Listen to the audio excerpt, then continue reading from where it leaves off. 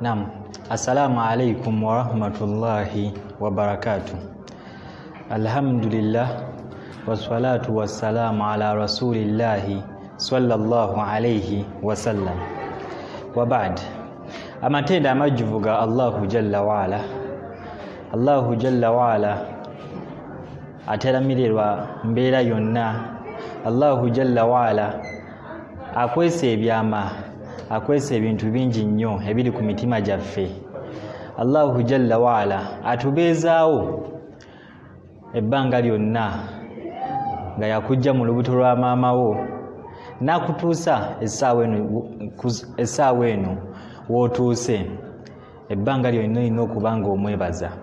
Ninzaako okusaya nabbi waffe Muhammadin sallallahu alayhi wasallam eyalwana ennyo eddiini obusiraamu okututuukako nze naawe. Sandibadde wano nga nkugamba ebigambo bino singa si Nabi Muhammadin sallallahu alayhi wasallam.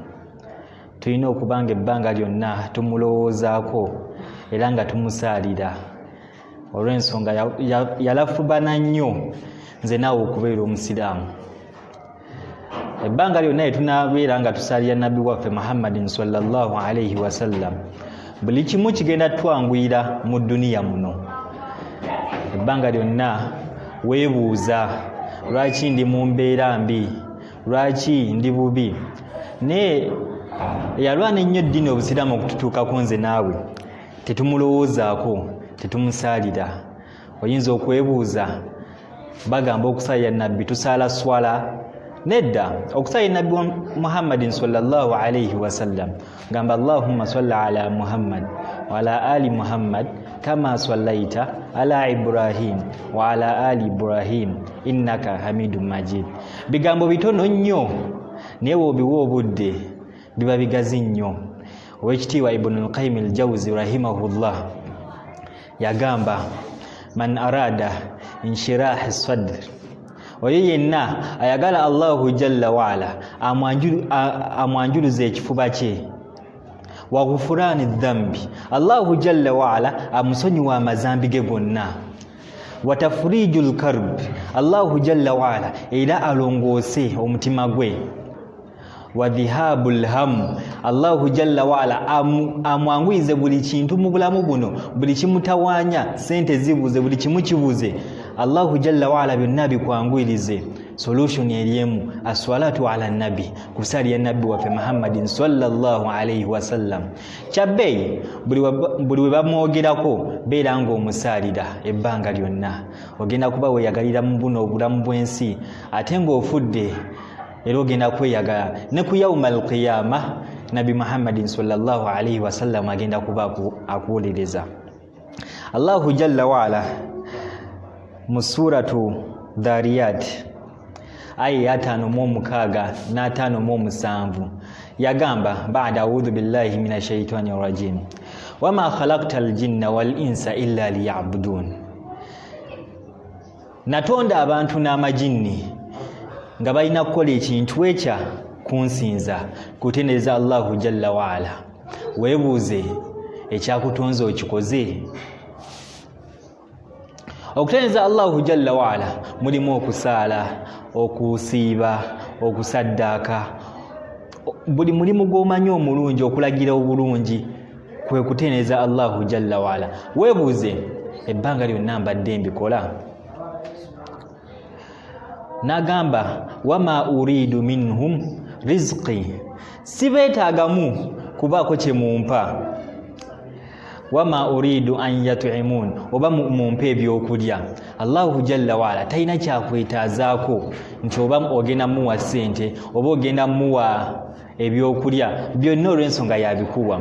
Kiki olina okukola okutendereza Allahu jalla waala? Nina kyembagambe, mulimu okusaddaaka.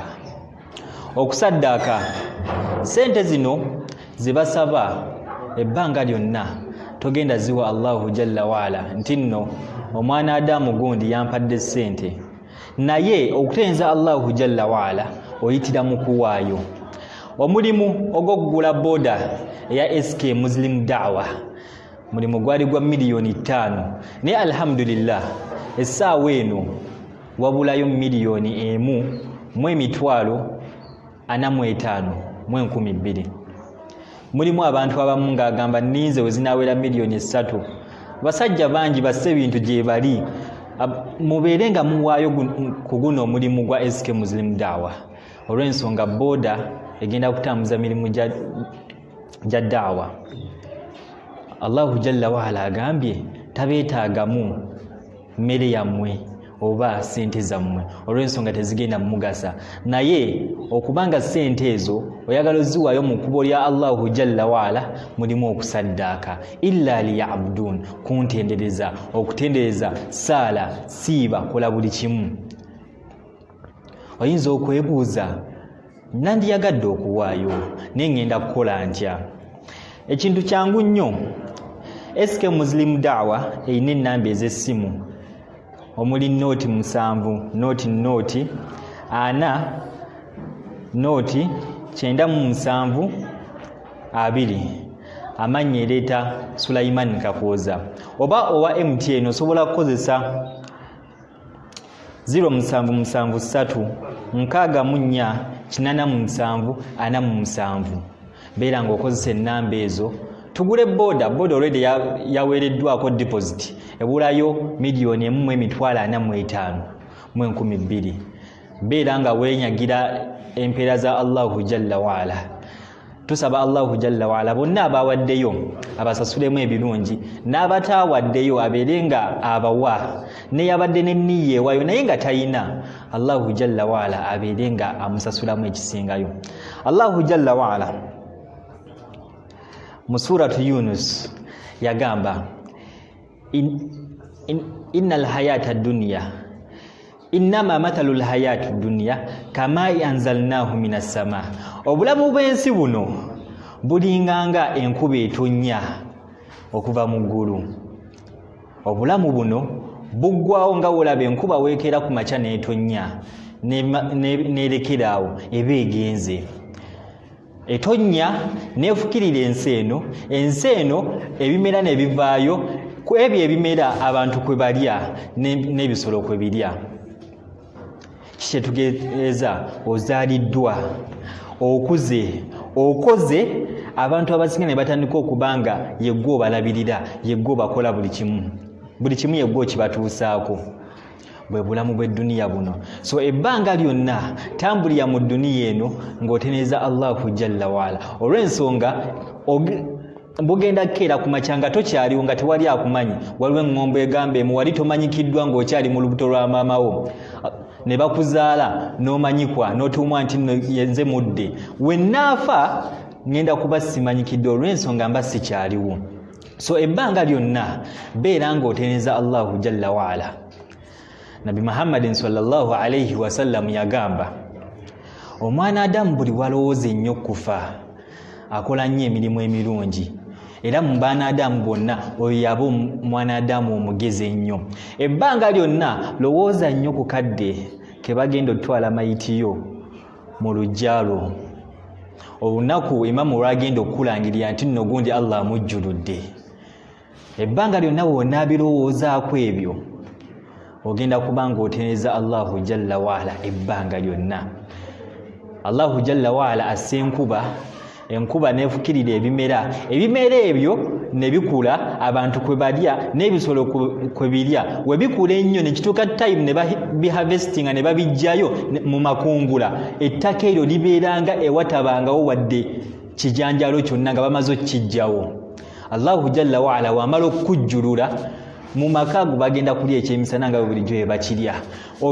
Mikwano gigenda kubeera mirembe nga bulijjo woobaddewo. Ebbanga lyonna kyenkukuutira nga nange nkyekuutira, tubeere nga tuteneza Allahu Jalla waala, olw'ensonga kye kyatuleeta. Ebintu by'edduniya eno tebikuwugulanga.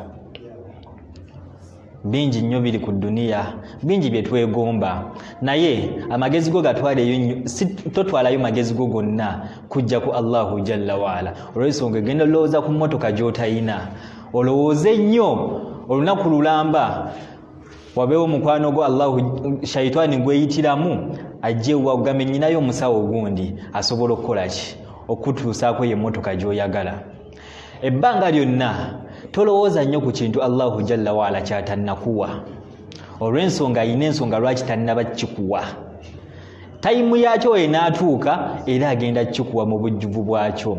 So tolulunkana, beera ng'oteneza Allahu jalla waala, dhikirullah, beera ng'olowooza ku Allahu jalla waala, omutendereza alhamdulillah, subhanallah, alhamdulillah, wala ilaha illallah, allahu akbar. Ebyo bigambo bifuuke part of your lifetime. Buli kadde koofuna beera ng'obisoma. Tugenda kwogera ku okukozesa ensonga ettaano ng'ettaano tezinnakutuukako. Kiki ekitutegeeza?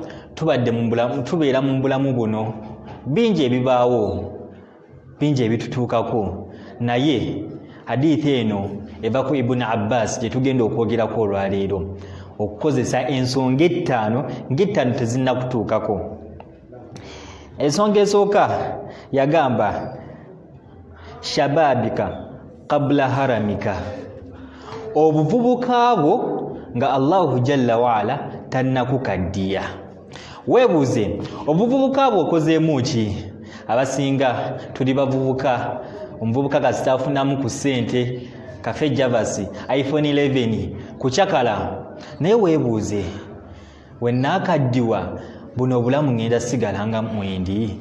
Wennaakaddiwa iPhone 11 ngenda kuba nkyasobola ogikozesa? Wennaakaddiwa nabeera n'amaanyi agagenda kafe javas? Wennaakaddiwa emmotoka ennyingi zennyina naasobola ozivuga? Kyebuuze, olina okukozesa obuvubuka bwo ng'obukadde bwe tebunnajja.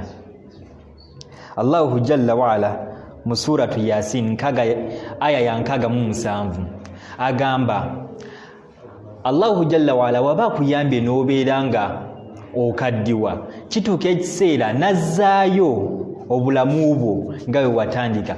Omuntu wakaddiwa sometimes addayo ng'omwana omuto. Wali okyegererezaako nti nno abakadde abamu tasobola kugamba nti nno ngenda kweyamba. Abakadde abamu tasobola kugamba nti gundi njagala kino. Bamutegeeya butegeezi nti jjajja tayimu etuuse yakyamisana ne bakireeta, jjajja tayimu etuuse ayagala kino ne bakireeta. Okweyamba sometimes beyamba mu ngoye zaabwe, olw'ensonga Allahu jalla waala aba azizzaayo olutambi ne babeera ng'abaana abato, ng'omwana omuto yenna waabeera. Tuba yeffe abamutegeerera. Weebuuza, obuvubuka bwo obukozeemu ki? Obuvubuka bwo ofuna mikwano kucakala, ekivvulu kino gye kiri, tugendeko wano, tugendeko ne wali. Obuvubuka bwo ekigenda okuyambako okukozesa akadde k'obuvubuka bwo, teneza Allahu jalla waala. Sente z'ofunye mu sente zo mubeeremu omugabo gwa Allahu jalla waala.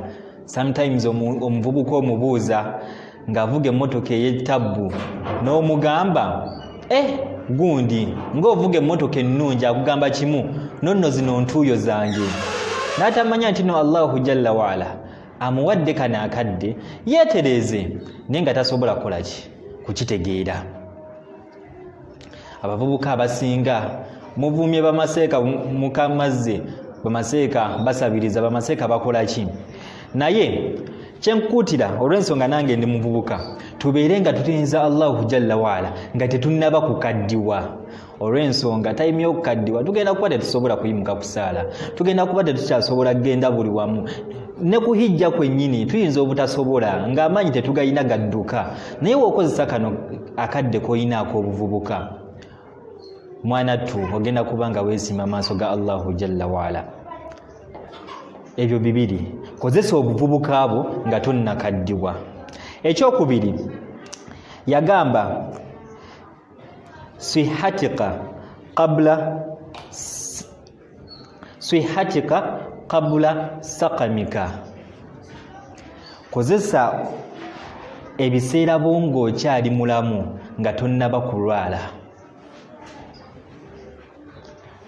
Ebbanga lyetumala nga tutambula tugenda buli wamu, waliwo tayimu wegenda otuuka nga tuli balwadde ng'oli ku ndiri, bagambe nti haji gundi amaze ku ndiri omwaka mulamba, tagenda yingira omwaka nga wallahi tosobola yimuka kusaala, tosobola tambula genda kusaddaaka gye wagendanga, tosobola genda kuwa mmere bamulekwa, tosobola genda wantu wonna ng'oli ku ndiri.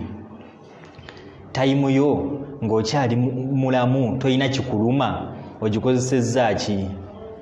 Sometimes ekifo ky'okwebaza Allahu jalla waala nti alhamdulillah ndi bulungi, ogamba nonno nga neefaako ngenda mu sauna, ngenda ku buli wamu, every week nkola medical check up, ndi bulungi. N'ekifo ky'okwebaza Allahu jalla waala nti obadde awo ng'oli mulamu tolina kikuluma. Kozesa nnyo akadde k'okyali ng'oli mulamu nga tonnaba kulwala, tonnaba kugonda.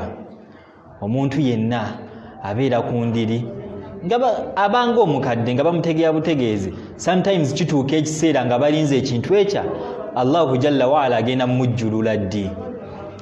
Kozesa nnyo akadde ng'okyali mulamu nnyo ndani nga tonnaba kulwala. Abasinga tulina sente zitwewagisa, okola kino okola kiri, omanyira buli omu, naye at times Allahu jalla waala wakuleetera obulwadde, omala ebbanga sente zennyini ezewaali wewagisa ne zikujjanjaba, ne kituuka ekiseera ne ziggwaawo. Kati ekifo ky'okukozesa ezo sente mu bulwadde bwo nga tezikugasizzaamu yadde n'akatono, zikozese ng'okyali mulamu nnyo. Saddaaka Allahu jalla waala waba akuwadde obusobozi, labirira bamulekwa bangi tebasoma, naye ate nga gw'olina sente oziyina, ozirya buli, okolamu haramu, okola buli kimu. Nabi Muhammadin sallallahu alayhi wasallam yagamba ibn adamu thalatha akhilla, omwana Adamu yenna ayina emikwano egya esatu. Ogusooka kugamba khudhu minni ma shi'ta, njijjaamu byonna byoyagala byotayagala bireke. Omukwano ogwo ogusooka ze sente zaffe. Sente zino zikugamba zijjaamu kyonna kyoyagala, kyotayagala kireke. Ntwala onsaddaake, oba oyagadde ntwala mu club, oba oyagadde ntwala mu bwenzi, gwe mukwano gwe tulina ogusooka.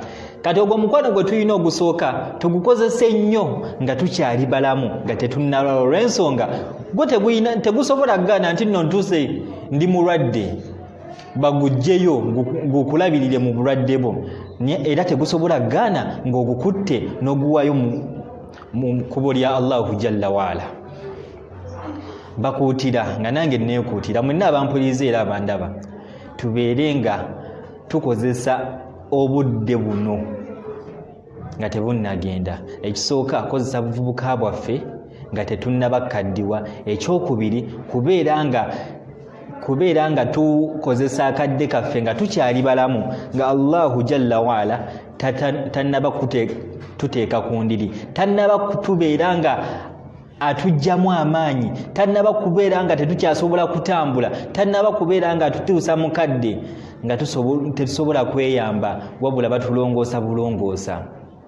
Ensonga ey'okusatu yagamba ghinaaka qabula fakrika, ebbanga ly'omala ng'okyali mugagga nga Allah tannaba kukwavuwaza.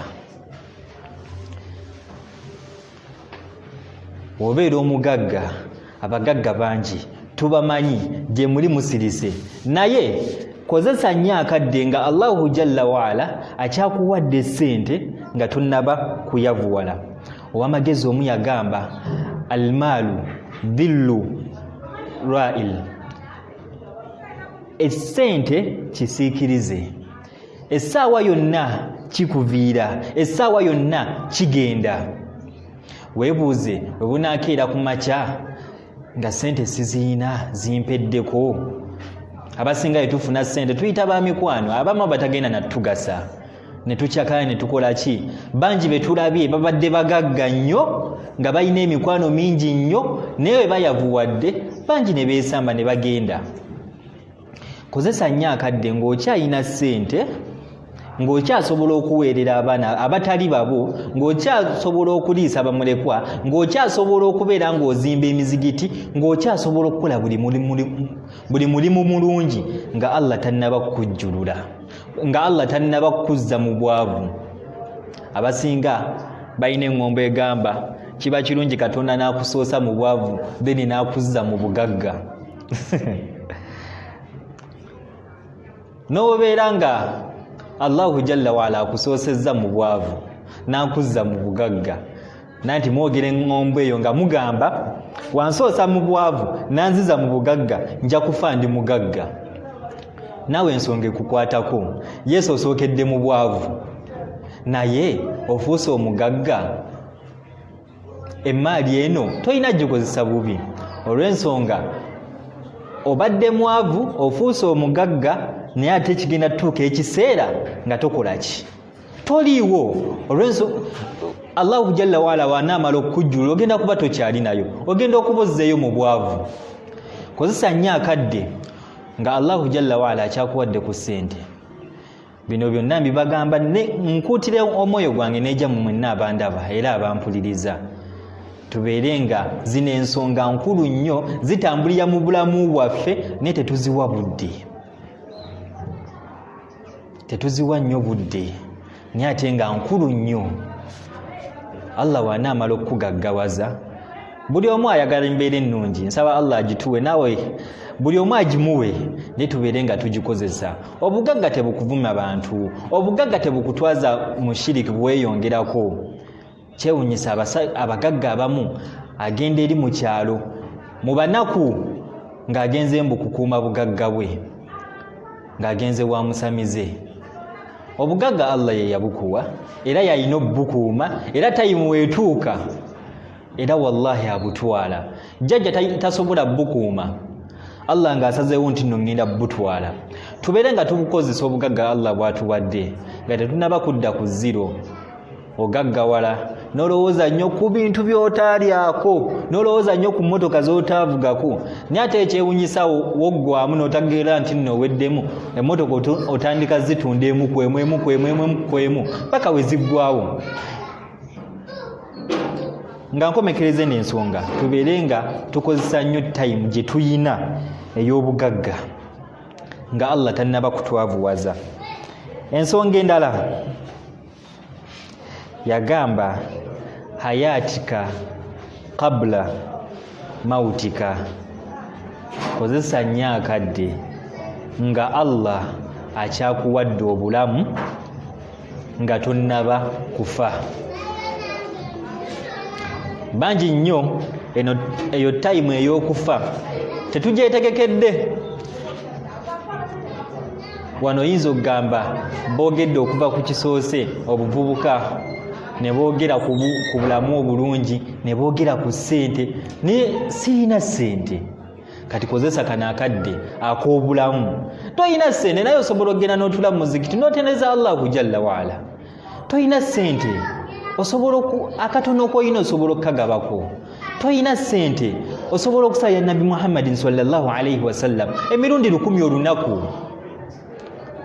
Osobola okwogera ebigambo bitereeza Allahu Jalla waala emirundi egitabadibwa. Toyina ssente, kozesa nnyo akadde ng'okyali mulamu Allah nga tannaba kukujjulula. Olw'ensonga akadde Allah nga amaze okukujjulula tetusobola kukola kintu kyonna.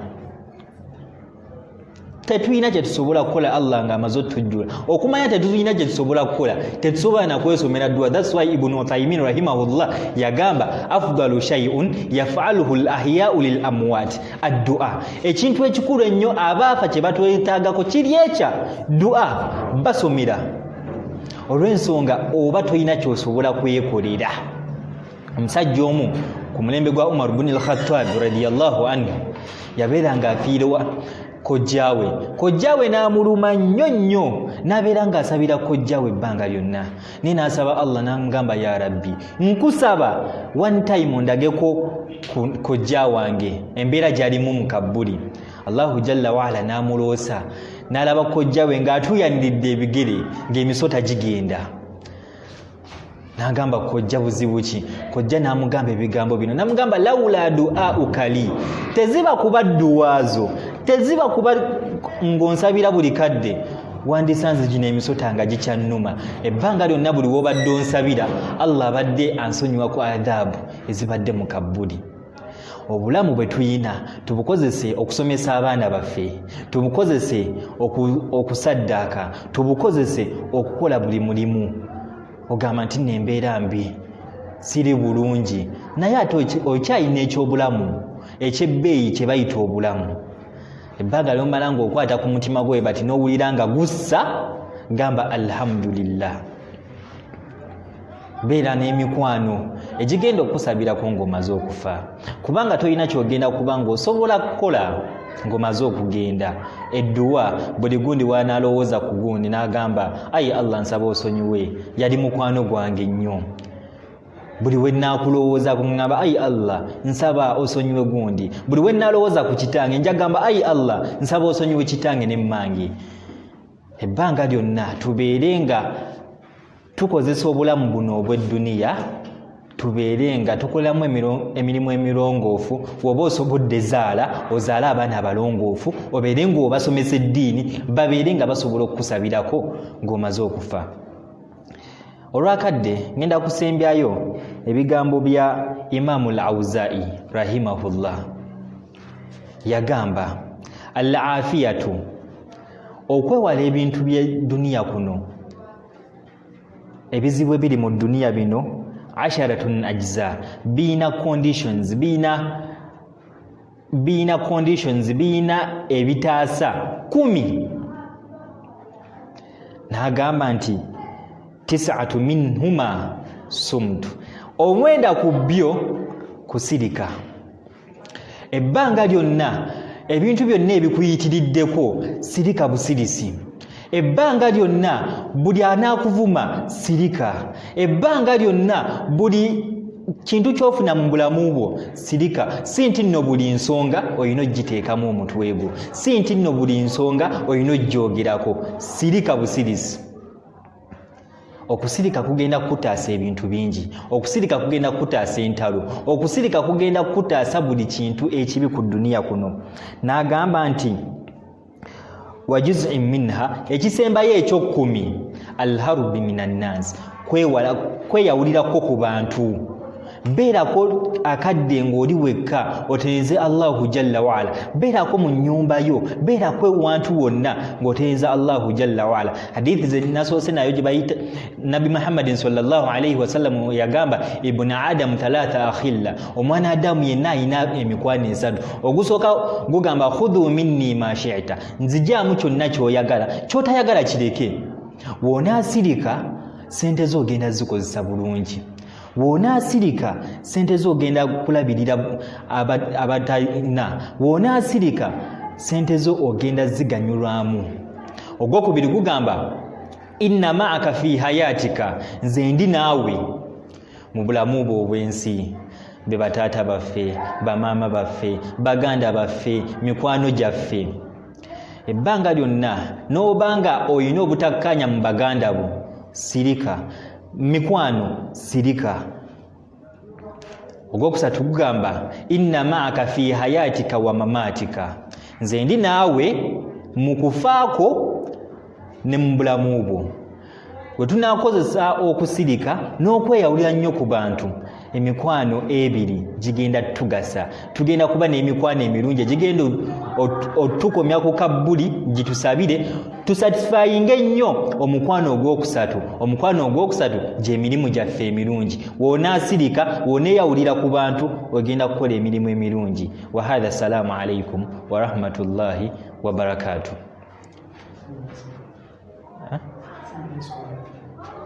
Ensonga sigenda gyerabira, ensonga ya boda. Sente zitambudde. Tusaba Allahu jalla waala tubeere nga tuwaayo miliyoni 1,35,43 si nnyingi nnyo. Olugendo tulutambudde okuva ku nnusu ekikumi ekyasooka mpaka kati.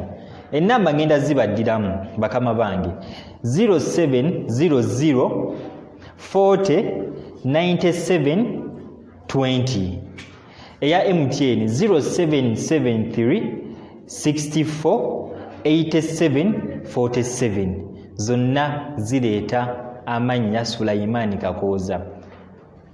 Bino si byakulyaza amanya nti nno sente zigenda kuliibwa. Abasinga receipt mwazirabye, deposit mwagirabye, boda mwagirabyeko. Tubeere nga tuwaayo wiiki ejja tubeere nga tugimalayo boda etandika okukola emirimu gy'obusiraamu. Wa hadha, assalamu alaikum wa rahmatullahi wa barakatuh.